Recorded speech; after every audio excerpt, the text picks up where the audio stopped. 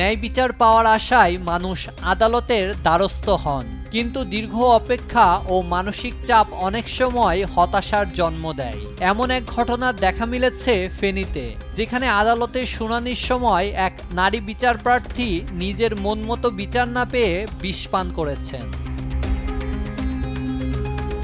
ফেনীতে আদালতে বিচারকের সামনেই বিষপান করেছেন তহমিনা আক্তার মোহনা নামের বিচার প্রার্থী। পরে গুরুতর অবস্থায় তাকে উদ্ধার করে ফেনী জেনারেল হাসপাতালে ভর্তি করা হয়। রোববার দুপুরে বিচারক মোহাম্মদ মিনহাজউদ্দিনের আদালতে এ ঘটনা ঘটে। তারিখ দিয়ে আসছে 25শে জানুয়ারি। আমি ওখানে গেছি, আমার প্রমাণ আছে ভিডিও। ওখানে যাওয়ার পরে ওখান থেকে যাওয়ার পরে রাত 7টার দিকে ফুলগাড়িতে আমার নিয়ে হয়েছে আমার হাজব্যান্ডে যাওয়ার পরে। তারপরে যখন আমার ফোন করে নিয়েছে আমি গেছি, ওখানে যাওয়ার পরে ওর কোনো বিচার পায় না, কারণ ওরা সন্ত্রাস রাজনীতি করে হিসেবে ওদের কোনো ইয়ে নাই। আর বিশেষ করে আমার দেবর যেটা মামুন, ও বেশি সন্ত্রাস, ও নেশা ফেশা করে, এই কারণে আমার উপর 2-3বার করে হামলা হয়েছে। এরপরে আমি যখন কোর্টে মামলা হয়েছে আদালতে যাইতে যাইতে আমি হয়রান হয়ে গেছি আজকে 5টা মাস, কোনো কিছুই হচ্ছে না। এরপরে আমি বিচারের দিক সেদিক পাইতেছি না, ও যাবেন পাই যায় তাও কিছু হয় না। আমি চাই আমার সংসার, আমার স্বামী। জানা গেছে 2025 সালে প্রেমের সম্পর্কর পর 4 সন্তানের জনক ফুলগাজীর বিজয়পুর এলাকার আকবর হোসেনকে বিয়ে করেন মোহনা। বিয়ের পর থেকেই তাদের দাম্পত্য জীবনে কলহ শুরু হয়। এক পর্যায়ে বনিবনা না হওয়ায় 29 এপ্রিল তিনি আদালতে যৌতুকের মামলা দায়ের করেন।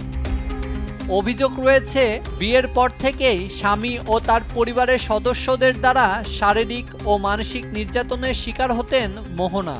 দীর্ঘদিনের বিচার না পেয়ে হতাশা থেকেই তিনি এমন সিদ্ধান্ত নিয়েছেন বলে ধারণা পুলিশের। গতকালকে আদালতের শুনানিকালে একটা সিআর মামলার শুনানিকালে বিষ পানের একটা ঘটনা ঘটেছে বলে আমরা জানতে পারি এবং পরবর্তীতে তাকে হাসপাতালে নিয়ে যাওয়া হয় এবং 6তলার মহিলা ওয়ার্ডে ভর্তি আছেন বলে আমরা জানতে পারি।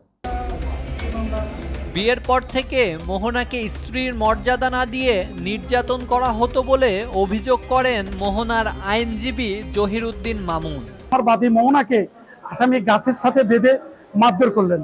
পরবর্তীতে বিষয়টা যখন আদালতের নজরে আনলাম, আসামিকে পুনরায় জেল হাজতে দিলেন। এরপর আসামি পক্ষের আইনজীবী বিষয়টা আপোষে আবার উদ্যোগ নিলেন।